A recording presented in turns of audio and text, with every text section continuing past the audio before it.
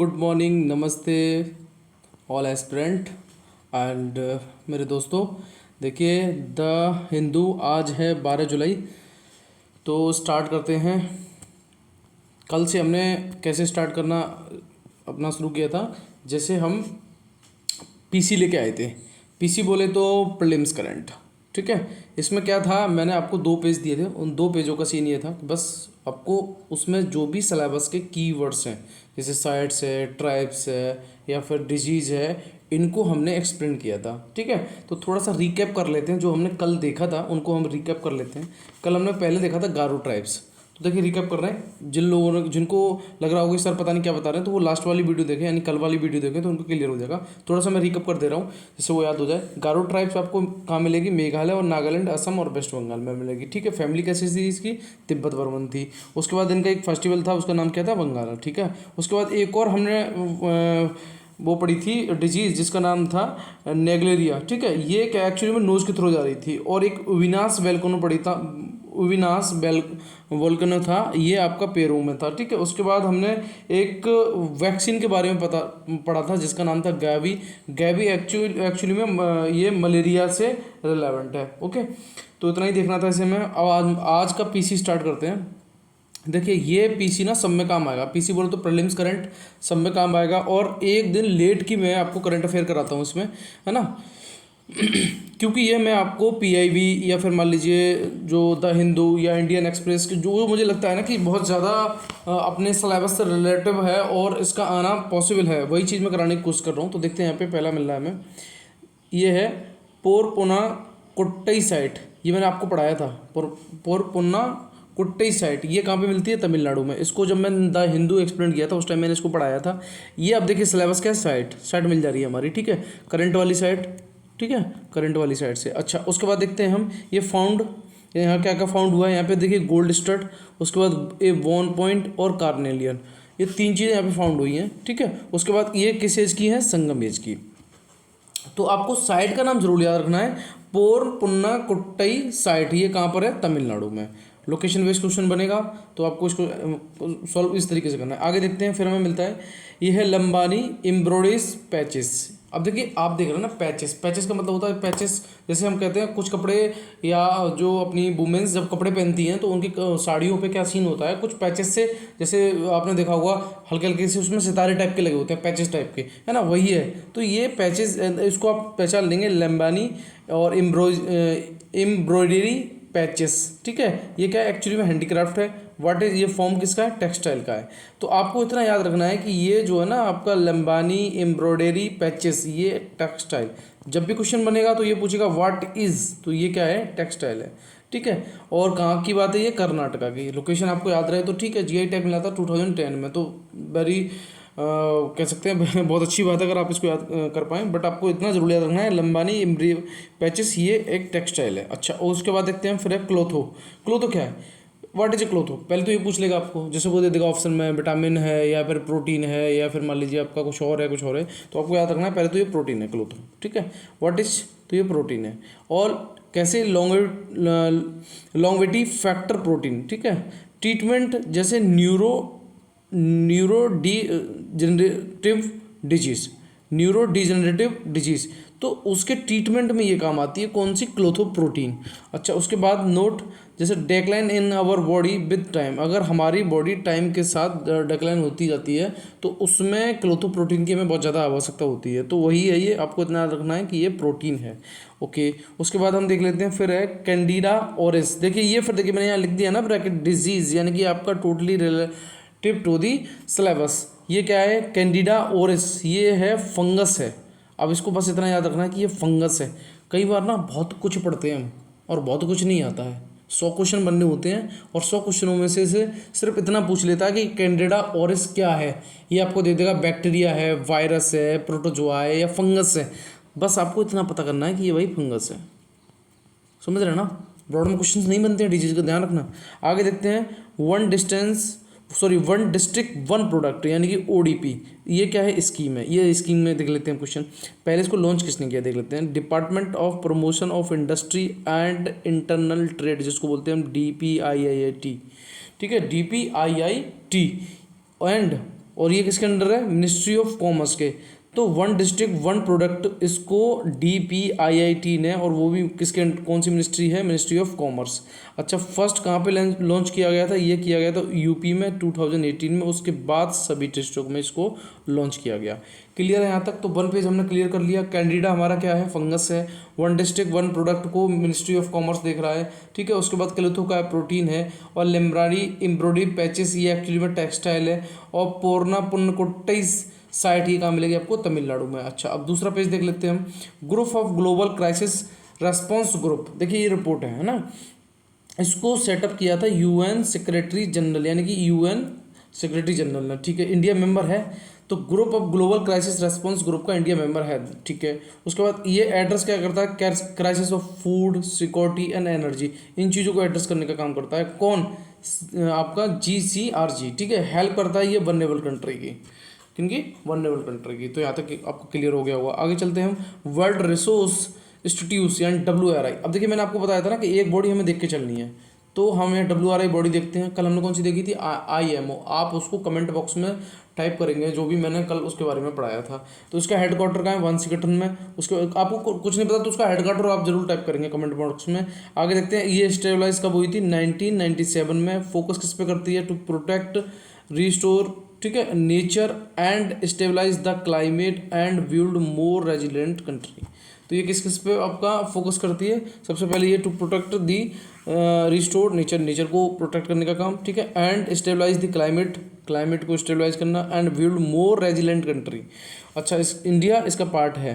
तो अब तक हमने दो बॉडियाँ पढ़ी, इंडिया दोनों का पार्ट है। कल भी बॉडी पढ़ी थी, उसका भी इंडिया पार्ट है। देखिए कई बार ना क्वेश्चन जब बनता है ना UPSC में, बड़ी मजाक की बात है, आपसे सिर्फ इतना पूछा जाता है येस और नो, यानी पार्ट है या नहीं है, सिर्फ इतना पता होना चाहिए आपको, आप उससे क्वेश्चंस निकाल सकते हैं। हालांकि मैं मानता हूँ ओनली पेयर वाले क्वेश्चन आ रहे हैं, बट क्या है ना कि जब आपको 2 या 3 मिलेंगे ना, तो डेफिनेटली अगर आप ये क्लियर कर रहे हैं तो 50-50 भी तो आप पहुँच ही जाएंगे। तो आज हमने बॉडी देख ली, ठीक है। उसके बाद देखते हैं हम, एक हमें मिलता है ओरोग्राफिक प्रेसिपिटेशन। ये क्या है, ये टर्म है। अब ये ऐसे पूछ लेगा आपको, ओरोग्राफिक प्रेसिपिटेशन क्या होता है, ठीक है, प्रेसिपिटेशन। तो इसमें देखेंगे rain, snow or, other precipitation produce where most air is lifted over the mountain range. यानी कि देखिए जो भी वर्षा या स्नो होती है वो लिफ्टेड होती है किसके ऊपर, ओवर द माउंटेन, यानी माउंटेन से ऊपर, ठीक है। तो ये आपका, इसको आप एक बार देख लेंगे इस टर्म को, रेन, स्नोअर और other precipitation produce where most air is lifted over the mountain range, ठीक है। आगे देखते हैं यमुना ट्राइब्यूटरीज। ये बहुत ज़्यादा इंपॉर्टेंट में रहा, इसलिए मैंने इसको, देखिए ये हमारा क्या हो गया, रिवर सिलेबस। आपका कोई भी हो, चाहे आप SSC की तैयारी कर रहे हो, चाहे आप UPSC की कर रहे हो, अदरवाइज आप किसी भी एग्जाम की, वनडे एग्जाम की कर रहे हो, तो डेफिनेटली आप उसके में रिवर का पूछा जाता है। इसमें हमें ट्राइब्यूटरीज देख लेनी है बस रिवर की, क्योंकि अभी इसमें वाटर इसका राइज हो गया है, तो हमें इसकी लेफ्ट और राइट ट्रिब्यूटरीज देख लेनी है। तो लेफ्ट में हमारी है हिंडोन, टोन्स, फिर है हनुमान, ठीक है, हनुमान गंगा पूरा नाम है इसका, फिर आपकी सुसुर खदेरी, ठीक है। ये लेफ्ट ट्राइब्यूटरीज है। राइट देख लेते हैं गिरी, ठीक है, और ये वगिन और चंबल, बेतवा, और उसके बाद मिल जाता है केन और सिंध। ये हमारी कौन सी हो गई, राइट ट्राइब्यूटरीज, ठीक है। तो आज का हमारा PC हमने देख लिया, 2 पेज का था हमारा PC। कल हमने देखा था वो भी 2 पेज का था। तो आप आज और कल वाले PC को देख लेंगे। PDF के लिए मैंने आपको बताया था कि आप क्या करेंगे ना, कि जो मोबाइल नंबर है उस पर आप हाई लिख के भेज देंगे, आपको PDF मिल जाएगी, और उसके साथ पूरा द हिंदू भी मिलेगा, ठीक है। द हिंदू का PDF भी आप पूरा ले लेंगे। आगे देखते हैं, supreme court ask ED chief to quit what uphold amendment. यानी कि सुप्रीम कोर्ट ने ED के जो चीफ है ना, उनसे ये छोड़ने के लिए कहा है, लेकिन अमेंडमेंट को बनाए रखें वो। अब क्या कारण है, देखिए मैं देख लेते कौन कौन है। अब सॉरी, इसमें हमारे लिए पढ़ने के लिए क्या है मिश्रा जी हैं, उनको ये छोड़ने के लिए कहा है। तो देखिए यहाँ पे है, the Supreme Court on Tuesday ask Enforcement Directorate यानी कि ED Sanjay Kumar Mishra to quit 4 month before his 3rd extension and in November. यानी कि उनका जो ये तीसरी बार ED के वो बने हैं, ठीक है, चीफ। तो ये इनका 3rd जो एक्सटेंशन वो होगा, कब एंड होगा, नवंबर में, और उनसे 4 महीना पहले, यू कैन से दैट जुलाई, अगस्त, सितंबर, अक्टूबर, यानी कि अभी जुलाई में 31 को, ठीक है, छोड़ने के लिए कहा है। अब कह रहे हैं even it is uphold statutory amendment that facility the tenure of director of central CBI investigation and ED to strength peace mail. ठीक है, CBI and ED chief have fix tenure of 2 year. कितने के लिए fix है इनका? तो आपको पहले तो याद रखना है कि सीबीआई और ईडी नॉन कॉन्स्टिट्यूशन बॉडी हैं और इनका टेन्योर जो है वो कितने साल का है? 2 साल का। अच्छा ठीक है, 2 साल का इनका टेन्योर है। आगे अब हमारे लिए इसमें पढ़ने के लिए क्या है, ये तो इनसे कहा गया है, हमारे लिए पढ़ने के लिए क्या है वो देख लेते हैं भाई हम। ठीक है, तो हम देखते हैं सबसे पहले ईडी क्या है। तो देखिए यहाँ पे enforcement directorate holds the responsibility, यानी कि ईडी यू कैन से, जो 2 साल के लिए होता है और ये नॉन कॉन्स्टिट्यूशन बॉडी है।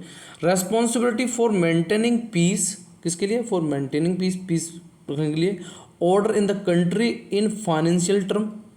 It is a law of enforcement agency and economic intelligence that possesses the responsibility for the implementing economic law and combating economic crime India. तो कुल मिला के ये है, आपने कई बार सुना होगा अपने दोस्तों के आसपास बैठने पे कि ईडी की जांच हुई उन पे, है ना।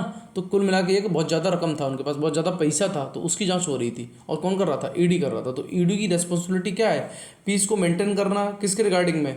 ठीक है, फाइनेंशियल टर्म के रिगार्डिंग में। तो आपको इतना समझना है इसमें। ओके, अच्छा आगे देखते हैं फिर हम। अब इसकी पावर क्या है, पावर देख लेते हैं हम। The function and power of ED, तो ये investigation of the offence of money laundering. Money laundering ये मैंने अभी आपको बताया कि जैसे जांच चल रही है उनकी सब, है ना, ईडी की जांच बैठी है उस पर, तो मनी लॉन्ड्रिंग इन्वेस्टिगेशन के लिए। अच्छा, and the violation of foreign exchange law, जो फॉरेन एक्सचेंज लॉ है अगर उसका भी वायलेशन हो रहा है तो वो भी कौन देखेगा? ईडी देखेगा। मनी लॉन्ड्रिंग को भी देखेगा, फॉरेन एक्सचेंज लॉ अगर वायलेट हो रहा है तो उसको भी देखने का काम करेगा ED. And it function under the department of, अब आपको याद करने के लिए क्या है? Department of revenue of ministry of finance. तो इसके जो फंक्शन है वो किसके अंदर आते हैं? वो आते हैं Department of Revenue, you can say that Ministry of Finance. क्या? Ministry of Finance. ठीक, तो आपको ईडी के बारे में इतना पता करना था कि एक्चुअली में ये इसका टेन्योर अभी तक 2 साल का था। ठीक है, और इसको एक्सटेंड करने की बात कही है 3 साल के लिए, और वो तो न्यूज़ में मिश्रा जी को हटाने की बात कही गई है। ठीक है, बट हमें जो पढ़ने के लिए था वो मनी लॉन्ड्रिंग को देखने के लिए, अगर फॉरेन एक्सचेंज लॉ का अगर वायलेशन होता है तब भी ईडी देखेगा, और इसका डिपार्टमेंट रेवेन्यू है, मिनिस्ट्री ऑफ की फाइनेंस है। क्लियर है? यहाँ तक हमको समझ के चलना था। ठीक है, आगे देखते हैं फिर हम। Trinamool Congress poised to sweep panchayat poll. अब देखिए पंचायत पोल में तृणमूल कांग्रेस जीत गई है ना, ये सब सारी उसकी कहानियाँ दी हैं। अब क्या है, ये ट्यूसडे को कल, यानी कि कल इसका अनाउंसमेंट हुआ था, और उसमें रूलिंग पार्टी है उसने 90% सीट हासिल की हैं। अच्छा, उसके बाद देखते हैं GST council to impose 20% tax on online gaming form, यानी कि जीएसटी काउंसिल कितना 28% टैक्स लगाई किस पे? ऑनलाइन गेमिंग पे। ठीक भी है, अच्छा ये तो बढ़िया बात है, तो भाई है ना। अब देख लेते हैं हम। देखिए, हालांकि मुझे ये पहले कराना था, थोड़ा सा हम पीछे चल रहे हैं, देखते हैं क्या है। अब एक क्वेश्चन देख लेते हैं भाई, यूपीएससी 2017 का क्या क्वेश्चन है? The mind of the maker of constitution of India is reflected in which of the following, यानी कि जिन्होंने कॉन्स्टिट्यूशन बनाया उनका माइंड क्या, मतलब क्या माइंड उनका रिफ्लेक्ट करता है, किस चीज़ पे रिफ्लेक्ट करता है? जैसे आपका प्रिम्बल है, फंडामेंटल राइट है, direct principle of state policy है, फिर फंडामेंटल ड्यूटीज है। अब हालांकि ये 2017 का क्वेश्चन है, समझ रहे हैं ना। इसमें अगर चाहो तो आंसर में ऐसे भी लिख सकता था 1, 2 और 3 और 4 का आपको 4, डी का 4, इजीली आंसर बता देते आप। ठीक है, बट क्या है ना कि मैंने बताया था अमलगम करके चलेंगे हम आपका प्रीवियस ईयर क्वेश्चंस को लेके, और जो आपके न्यू पैटर्न है उन दोनों का अमलगम करके। तो देखते हैं यहाँ पे पहला मिलता है हमें प्रिम्बल। ठीक है, तो fundamental right, DPSP and fundamental duties. तो फंडामेंटल ड्यूटीज़ तो बाद में ऐड की गई है ना, हालांकि प्रिम्बल भी बाद में ऐड की गई, तो इसका तो कोई मतलब नहीं होगा। तो देखेंगे हम क्या है ना कि सारी जो कॉन्स्टिट्यूशन के बारे में अगर हमें टोटल यानी सारी नॉलेज मिल जाती है वो हमें प्रिम्बल में मिल जाती है। तो माइंड मेकर का जो माइंड रिफ्लेक्ट है वो किस पे है? आपका प्रिम्बल पे। तो अगर हम ओल्ड वाली सीरीज़ को देखेंगे तो हमारा आंसर तो क्लियर कट है, ए है। अब यहाँ पे से थोड़ा सा कन्फ्यूजन हो सकता था हमें, बट हमने इसको रिलेट किया है किससे, न्यू पैटर्न से। तो इसका आंसर हमारा क्या होगा, ओनली पेयर 1। देखिए इन ये P/Q जो मैं करा रहा हूँ ना, इनको आप एक बार देख के चलें, ठीक है। क्या कारण है कि भाई हमने ओल्ड वाला अगर हम देखते हैं ना और न्यू वाला देखते हैं तो ये ज़मीन आसमान का अंतर आ रहा है, बट मैं क्या कर रहा हूँ ना कि ओल्ड वाले को भी न्यू से आपका रिलेट करके मैं उसको चल रहा हूँ, ठीक है। अच्छा आगे देखते हैं फिर हम। ओवर 7,000 PU पर relocate as Yamuna water level touches 10-year high in city.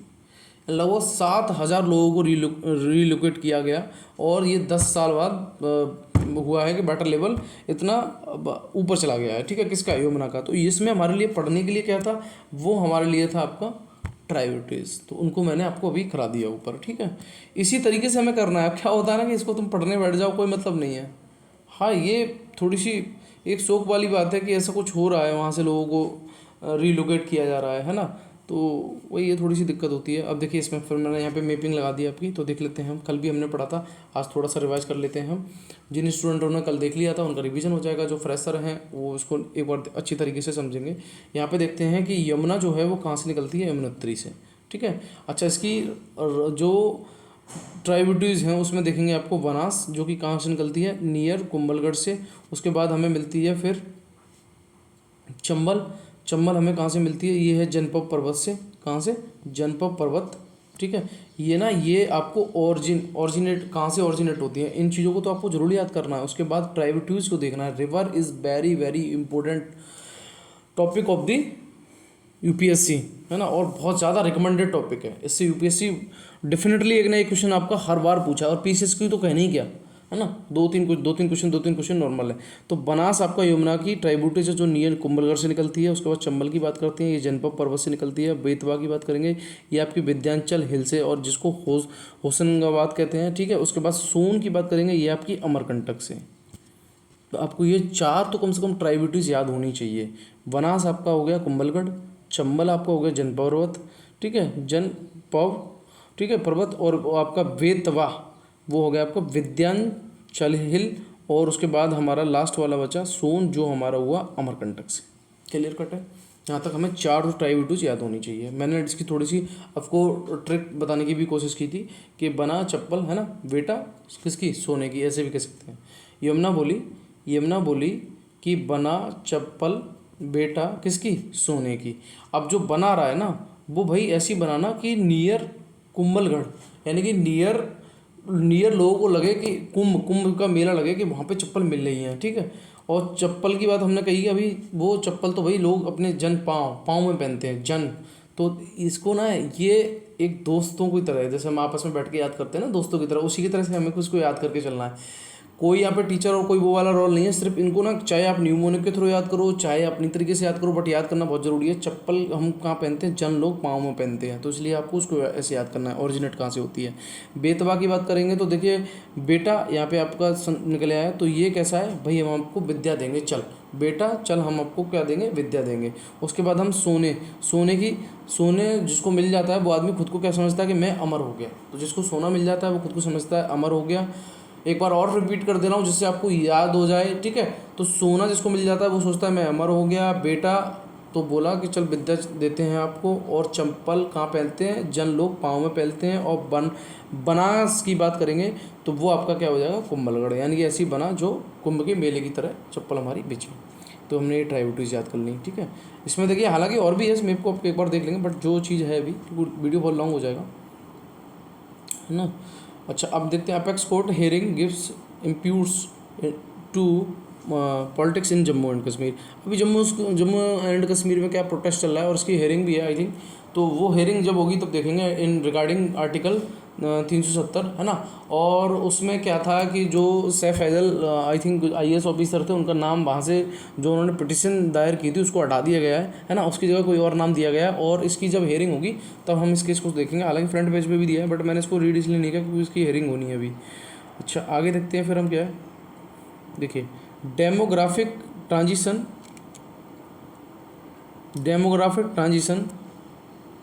And change in woman life. तो डेमोग्राफिक ट्रांजिशन क्या है, उससे वुमेन्स लाइफ चेंज हो रही है। ठीक है। तो हम देखते हैं, सबसे पहले तो हमें ये बताना चाहिए कि what is demographic transition. What is demographic transition, ये परिभाषा में क्या बताऊँ, जनसांख्यिकी लाभ बोलते हैं ना, लाभांश करके। तो is a long term trend of declining birth rate, क्या क्या घट रहा है उसमें, डेमोग्राफिक ट्रांजिशन में आपकी बर्थ रेट घट रही है, ठीक है, and death rate resulting in the substantive change in the age distribution of the populations. दो चीज़ें आपकी अगर घट रही हैं तो वो क्या है आपका डेमोग्राफिक ट्रांजिशन। अच्छा, इसमें अब बताने की क्या पूरी कोशिश की आर्टिकल में, वो देख लेते हैं। एक्चुअली में ये जो आर्टिकल आया है ना, वो इसलिए आया है, इसका रीज़न ये है कि वो 11 जुलाई को आपका वर्ल्ड पॉपुलेशन डे मनाया जाता है, तो इस चक्कर में ये वाला आर्टिकल आया है। और इस आर्टिकल में हमें सिर्फ डेमोग्राफिक के बारे में थोड़ा सा समझ लेना है क्या है।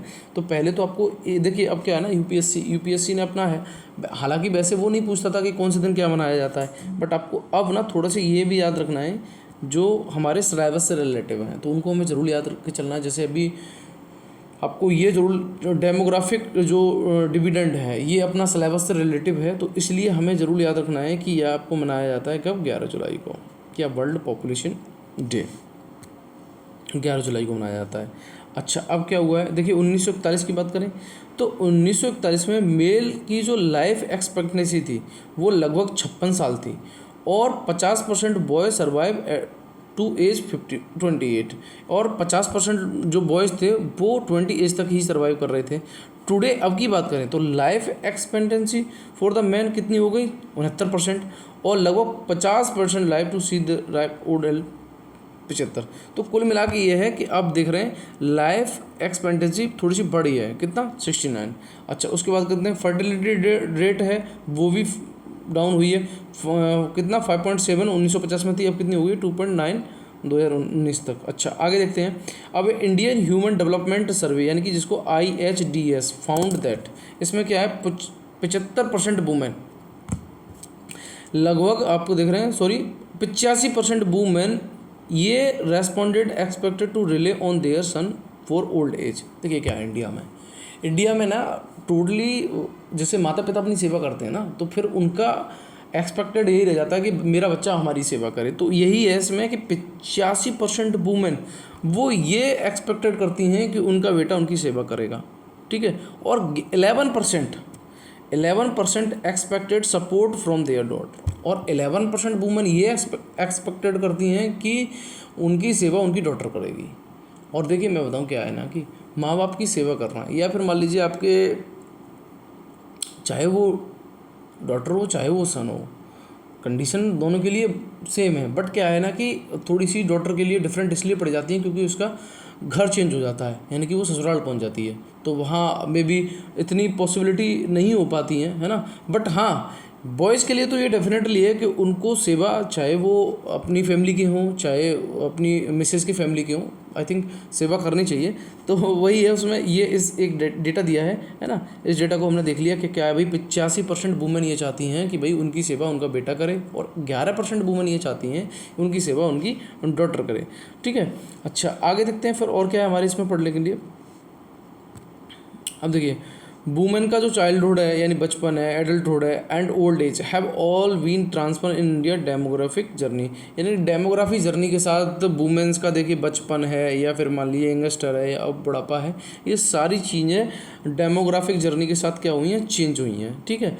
अच्छा, एक डेटा और दिया है, देखिए इसमें मैंने बताया ना डेमोग्राफिक डिविडेंड में आपको पढ़ना था, वो मैंने बता दिया आपको। देखते हैं, अब इसमें 2 थ्योरी थी, अगर आप चाहो तो इनको समझ सकते हैं। 2 थ्योरी थी, मैल्थ्यूजियन थ्योरी थी और एक आपकी डेमोग्राफिक ट्रांजिशन थ्योरी थी। तो जब ये आएगा ना मैं इसको बहुत अच्छे से करा दूंगा, परेशान मत होना कि सर ये क्या आपने बोल दिया।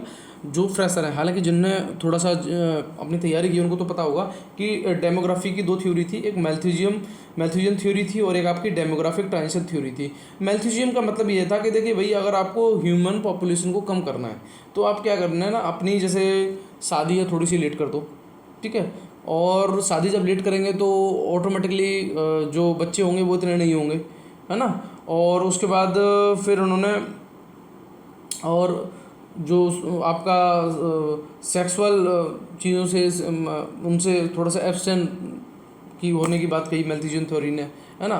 तो कुल मिला के ये मैल्थ्यूजियन थ्योरी ये कहती है कि अगर आपको पॉपुलेशन को कम करना है तो आपको कुछ चीज़ें मतलब अपनानी पड़ेंगी एज लाइक दी, जैसे आप अपनी शादी को पोस्टपोन कर दें या फिर मान लीजिए सेक्सुअल से जो प्रैक्टिस होती है उसको थोड़ा सा आप एब्सटेंट रहें। As like practice means you can say that in couple man and women after marriage, so उसके रिगार्डिंग है ये वाला, ठीक है। तो इसमें एक डेटा और दिया है। अच्छा, एक डेमोग्राफिक ट्रांजिशन थ्योरी भी होती है, उसमें ये कहा गया था भाई कि पहले बर्थ रेट और डेथ रेट दोनों ही बढ़ी, उसके बाद फिर बर्थ रेट बढ़ी बट डेथ रेट कम हो गई, उसके बाद बर्थ रेट कम हुई, डेथ रेट बढ़ गई। तो कुल मिला के ये दो थ्योरी हैं, बट इन थ्योरी को इसमें मैंने अभी डिस्कस इसलिए नहीं किया है क्योंकि इसमें सिर्फ डेटा के बारे में और आपकी क्या चेंज हुआ है उसके बारे में बताया गया, इसलिए मैंने इसको ऐड नहीं किया है। अब देखते हैं यहाँ पे, ये आपका डेमोग्राफिक यहाँ पे दिया है, एक डेटा दिया है 2011 वाला, देखें इसे क्या 2011 में census show that while only 18% of man above age 65। 2011 का डेटा ये कहता है, सेंसस ये कहता है कि 18% मैन किस एज तक पहुँचे, 65 तक, ठीक है। और वो कैसे हो गए, widows, you can say that उनकी वाइफ मर गई। आगे लगभग 55% वुमेन आर विडोज, और 2011 का डेटा ये कहता है लगभग 55% वुमेन ऐसी हैं जिनके हस्बैंड मर गए। बात समझ रहे हैं ना आप, यानी कुल मिला के ये है। इसलिए वुमेन्स ये चाहती हैं कि उनकी सेवा, देखिए क्या होता है ना, 55% वुमेन विडो हुई है ना, कब आपका देख रहे हैं एट द एज ऑफ 65 पे, और 18% जो मेन थे वो उनकी वाइफ ख़त्म हो गई। तो इस डेटा से ये क्लियर कट है कि भाई लास्ट के एंड तक पहुँचते पहुँचते यानी कि वुमेन्स बेसहारा हो जाती हैं, यानी कि जब उनके हस्बैंड चले जाते हैं, इसलिए वो यही चाहती हैं कि उनका बेटा या डॉटर उनकी सेवा करे। अच्छा, ये तो हमने डेटा पढ़ लिया। देखिए मैंने आपको इसमें जो समझने के लिए था वो मैंने बताने की कोशिश की है। अब उसके बाद यही कह रहा है यहाँ पे, चेंज द पैट्रियचल नॉर्म्स में टेक ए लॉन्ग टाइम, यानी कि पैट्रियचल का मतलब है पुरुष प्रधान को बदलने में थोड़ा सा समय लगेगा, लॉन्ग टाइम लगेगा, you can say that, sorry लंबा समय लगेगा। Meanwhile enhancing woman access to employment asset will reduce their reliance on son and could break the विस्कस साइकिल ऑफ जेंडर डिसएडवांटेज। हाँ, तो कुल मिला के यही मतलब, कुल मिला के इसमें यही हमको समझना है कि वुमेन्स जो पैट्रियचल नॉर्म्स है उसको चेंज होने में काफ़ी लंबा समय लगेगा, और वुमेन्स अपने स्किल और आप कह सकते हैं एसेट्स को इसमें यूज़ कर सकते हैं। तो देखिए इसमें हमारे लिए जो भी समझने के लिए था वो मैंने बता दिया। अच्छा, अब क्या होता है, देखिए बहुत ज़्यादा लेंथी हो जाता है, पीडीएफ मैं आपके साथ शेयर कर दूँगा, आप इजीली इसको मेरे पास हाई लिख के मैसेज भेजेंगे, वहाँ मिल जाएगी। एक आध आर्टिकल मैं छोड़ देता हूँ, कारण ये है क्योंकि वीडियो बहुत लेंथी हो जाती है, ठीक है। तो इसलिए आप इसको रीड कर लिया करें, बाद बाकी मुझे जो इंपॉर्टेंट लगता है उसको मैं करा ही देता हूँ। आए देखिए, the unseemly politics of uniform civil code, ये ना यूनिफॉर्म सिविल कोड में बहुत सा घमासान मचा हुआ है कि यानी कि देखिए कहीं कल ही हमने पढ़ा था कि तेलंगाना के कुछ ट्राइब्स हैं, या मान लीजिए तेलंगाना के जो सीएम साहब हैं वो भी नहीं लागू होना चाहते इसको, यूनिफॉर्म सिविल कोड को। प्रधानमंत्री ने तो यही कहा था कि भाई आपने कुछ दिन पहले आर्टिकल पढ़ा होगा कि इंडिया को नीड है किसकी, यूनिफॉर्म सिविल कोड की। हालांकि देखिए ये तुम डिसाइड कर सकते हैं इस चीज़ को कि भाई ये बेनिफिशियरी होगा या नहीं होगा यूनिफॉर्म सिविल कोड, बट हाँ अभी ये कॉन्ट्रोवर्शियल है, तो इसके लिए हमें कुछ बोलना ठीक नहीं रहेगा। आगे देखते हैं फिर हम नॉर्थ इंडिया मानसून में ये अभी आप देख ही रहे हैं कि नॉर्थ इंडिया में मानसून आया है ना, तो उसके रिगार्डिंग क्या है। अच्छा, वीडियो बहुत लेंथी हो रहा है इसलिए मैं कोशिश कर रहा हूँ कि जो आपके लिए पढ़ने के लिए हैं उनको हम निकाल लेते हैं। अच्छा, जो आर्टिकल थोड़े से छूट रहे हैं उनको एक बार आप देख लेंगे। What we lose when we work with gent artificial intelligence like chat GPT आने से हमारा क्या लॉस होगा, तो मैं बताऊँ आपको। इस पूरे आर्टिकल में ना इसका निचोड़ क्या है, एक सिंपल सा क्वेश्चन पूछा गया चैट जीपीटी से, उसको देख लेते हैं बस खाली। यहाँ क्वेश्चन है, write a response to preceding text as a chat GPT. क्या यहाँ पे, just to be clear I wrote this article not chat GPT but I wanted to check what is would say. Chat GPT ने क्या बोला, I am not a tool mean to assist augment human capability not replace them. मैं इंसान को replace नहीं करूँगी। माई गोल, मेरा ये गोल का है, is to understand and respond to your prompts not to replace the richness and diversity of human knowledge and experience. यानी मेरा गोल ये है कि आपको चीज़ों को समझाना, ठीक है, और उसका रिस्पॉन्ड करना, पर मेरा मतलब कतई ये नहीं है कि मैं आपकी नॉलेज और एक्सपीरियंस को क्या कर दूँ, उसको उसकी जो रिचनेस है उसको रिड्यूस कर दूँ। ये चैट जीपीटी कर रहा है। तो कुल मिला के चैट जीपीटी के बारे में खूब आपने पढ़ा होगा अभी कुछ आर्टिकल्स क्या है, you can say that news में, यूट्यूब पे या वगैरह पे आपने सुना होगा इसके बारे में कि भाई चैट जीपीटी भी यूपीएससी के एग्ज़ाम में फेल हो गया। खैर हम लोग तो नॉर्मल हैं, है ना, वो डेली बेसिस पे पढ़ने वाले हैं। इसको तो बनाया इस तरीके से, और यहाँ पे जेंट वर्ड का भी प्रयोग किया गया, आप देख रहे हैं ना। बट ये भी साहब, ये भी यूपीएससी के एग्ज़ाम में फेल हो गए, है ना। तो इसके कई आर्टिकल निकले, इसलिए इसको ज़्यादा मैं नहीं कराऊंगा, इसमें कुछ ऐसा है नहीं हमारे लिए, ठीक है। आगे चलते हैं हम, क्या है, tribal member should be part of supervisory team supreme court to Manipur. ये मणिपुर वाला पावर चल रहा है, कुकी एंड मैती, है ना, इसको देख लेंगे आप थोड़ा सा। आगे चलते हैं फिर हम,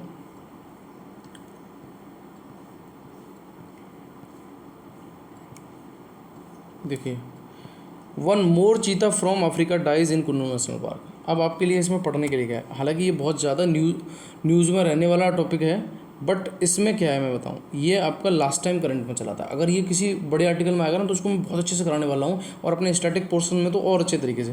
पहले तो आपको इतना पता करना है कि कुन्नू नेशनल पार्क है कहाँ, तो ये है सब एमपी में। यहाँ तक क्लियर कट हो गया। अब एक चीता और ख़त्म हो गया वहाँ पर, है ना, और आई थिंक 9 चीता हम लोग लेके आए थे, तो उसमें से एक हमारा और एक्सपायर हो गया, है ना। और बस अभी आपको लोकेशन इसकी समझ लेनी है कि कुन्नू नेशनल पार्क जो है वो आपका कहाँ पर है, एमपी में। पढ़ने के लिए तो उसमें बहुत कुछ है, ठीक है। अब आप मुझे ये बताएंगे कि चीता जो है वो वनडेबल में आता है, इंडेंजर्ड में आता है, या क्रिटिकल इंडेंजर्ड में आता है। इसका जवाब आप मुझे कमेंट बॉक्स में देंगे। इसमें हमारी लोकेशन देखनी थी बस। अब आगे देखते हैं।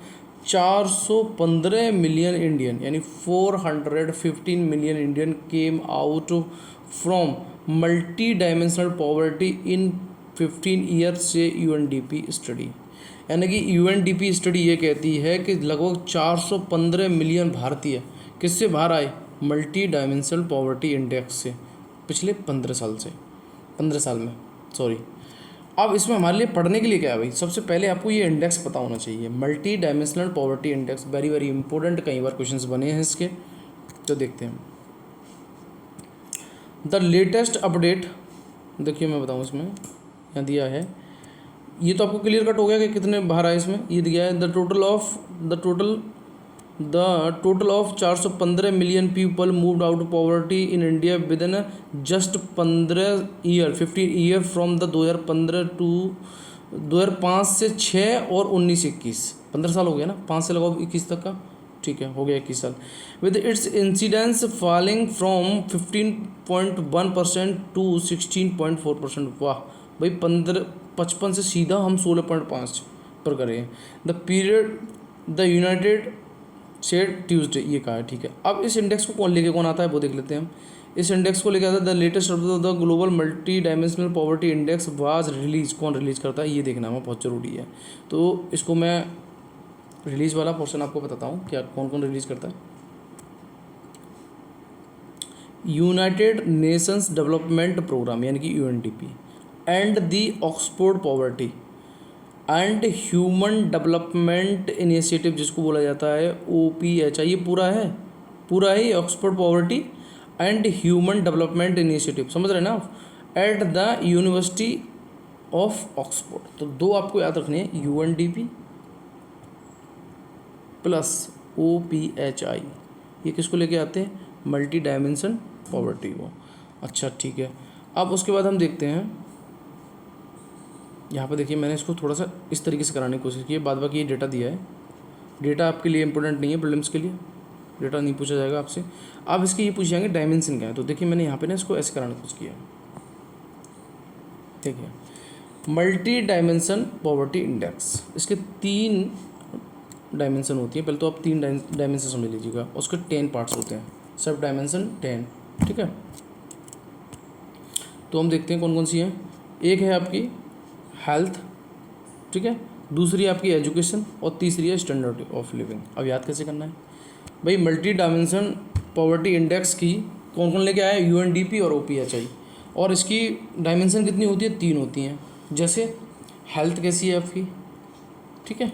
उसके बाद एजुकेशन, जब आपकी हेल्थ अच्छी है तो आपकी एजुकेशन भी अच्छी होगी और उसका आपका स्टैंडर्ड ऑफ लिविंग भी अच्छा होगा। आप इसको ऐसे कह सकते हैं, health, education, standard of living, 3 इसकी मेन डायमेंशन होती हैं। उसके बाद 10 और होती हैं, वो इसकी सब डायमेंशन होती है, उनको देख लेते हैं। हेल्थ के अंदर कौन सी आती है? एक न्यूट्रिशन और चाइल्ड मोर्टेलिटी, न्यूट्रिशन और चाइल्ड मोर्टेलिटी, ठीक है। उसके बाद एजुकेशन के अंतर्गत ईयर ऑफ एजुकेशन और स्कूल आफ्टर, ठीक है, आफ्टर स्कूल वो देखा जाता है। अच्छा, उसके बाद हम देख लेते हैं हमारे पास स्टैंडर्ड ऑफ लिविंग में देखेंगे तो 2 और 2 4 ये हो गई, अब 6 ये होंगी। देखिए कुकिंग फ्यूल, ये आपका आएगा स्टैंडर्ड ऑफ लिविंग में। उसके बाद आ जाएगा आपका सैनिटाइजेशन, ठीक है। उसके बाद आ जाएगा आपका ड्रिंकिंग वाटर, उसके बाद आ जाएगा आपका इलेक्ट्रिसिटी, उसके बाद आ जाएगा आपका हाउसिंग, उसके बाद आ जाएगा एसेट्स। थोड़ा सा भद्दा दिख रहा होगा पर आपको उसको देखने की कोशिश करें कि आप हेल्थ में आपके न्यूट्रिशन और चाइल्ड मोर्टेलिटी है, और एजुकेशन का आप ईयर ऑफ स्कूल और आफ्टर स्कूल देखना है। और उसके बाद स्टैंडर्ड ऑफ लिविंग में आपको cooking food, sanitization, drinking water, उसके बाद इलेक्ट्रिसिटी, हाउसिंग और एसेट्स। क्लियर है यहाँ तक? It replace the human poverty index, even 2010 वाले को ये रिप्लेस करता है, ठीक। तो इसमें इतना पढ़ना था। और कब आया था? 1997 में। एक चीज़ और आपको याद रखनी है, किसके बारे में? मल्टी डायमेंशन पॉवर्टी इंडेक्स, ठीक। इसमें हमारे पास पढ़ने के लिए ये था। आगे चलते हैं फिर। अब देखिए ये है आपका Chandrayaan 3 will be aim for the moon but look beyond in the future. अब इसका मज़ा पता कब आएगा? इसको बहुत अच्छी तरीके से कवर करेंगे, बेहतरीन तरीके से कवर करेंगे हम। ये आपका लंच होगा कब? इन द शेड्यूल ऑफ 14 जुलाई लगभग 2:35 पे। और कब? 14 जुलाई, यू कैन से दैट परसों, यानी कि आपका पड़ेगा दिन आज क्या है? वेडनेसडे, थर्सडे, फ्राइडे को से बहुत अच्छी तरीके से कवर करेंगे हम किसे? चंद्रयान 3 को। तो इसमें हमारे लिए जो पढ़ने के लिए था वो मैंने आपको बता दिया, क्या हमको निकालना था, क्या नहीं निकालना था, क्या हमारे लिए प्रीलिम्स बेस के लिए इम्पोर्टेंट था, क्या नहीं था। अब देखिए क्या है ना कि इसमें सारे आर्टिकल पूरे पढ़ने नहीं होते हैं। अगर आपके पास इनफ टाइम है, when you completed your static portion in a 1 day, then you read this all the newspaper. But अगर आपने पूरा पढ़ना है ना तो आप तभी देखें जब आपका स्टैटिक पोर्शन के आपने 2 3 4 5 घंटा अपनी जो भी शेड्यूल में है उसके अकॉर्डिंग आपने पढ़ाई कर रही है, उसके बाद ही से देखें। अच्छा देखिए बहुत आर्टिकल्स होते हैं, बट मैं कोशिश यही करता हूँ जो निकालने वाले आर्टिकल होते हैं उनको मैं निकाल देता हूँ, है ना, क्या पढ़ना है क्या नहीं पढ़ना है, क्या छोड़ना है। तो आज हम अपने सेशन को यहीं रोकेंगे, और आप लोगों से मेरी हिम्मत रिक्वेस्ट है कि आप इस वीडियो को शेयर करें, है ना, सपोर्ट करें। इससे मैं अप्रिशिएट होकर खुद सोचता हूँ कि और ज़्यादा अच्छा करना है, इससे भी बेटर करना है। अभी हमने एक इनिशिएटिव शुरू की थी 2 पेज वाली, जिसको हम पीसी बोलते हैं ना, पीसी बोले तो पर्सनल आपका प्रीलिम्स करंट है, तो प्रीलिम्स करंट भी हमने स्टार्ट कर दिया है। आपको इस वीडियो को शेयर करना है, ठीक है, लाइक करना है एंड सब्सक्राइब करना है, ओके। और एंड उन लोगों को जरूर बताएं जो तैयारी कर रहे हैं, है ना, किसकी अपनी, चाहे वो किसी की भी हो, एसएससी की हो या फिर आपका। अच्छा हाँ, एक छूट रहा है हमारा इसमें से अभी, ये मैंने नहीं दिखा। Four more Vande Bharat routes to be launched this month amid low demand. अब सबसे पहले तो हमें ये समझना है कि वंदे भारत क्या है। देखते हैं भाई वंदे भारत क्या है। तो यहाँ वंदे भारत लिखा है, गलत लिखा है। Vande Bharat train is semi high speed train, पहले तो आप इतना समझिएगा। Vande Bharat is the first train that were design and manufacturing complete in India. यही सेंटेंस बनेगा आपका कि ये क्या है, सेमी हाई स्पीड ट्रेन, पहला। दूसरा, कंप्लीटली,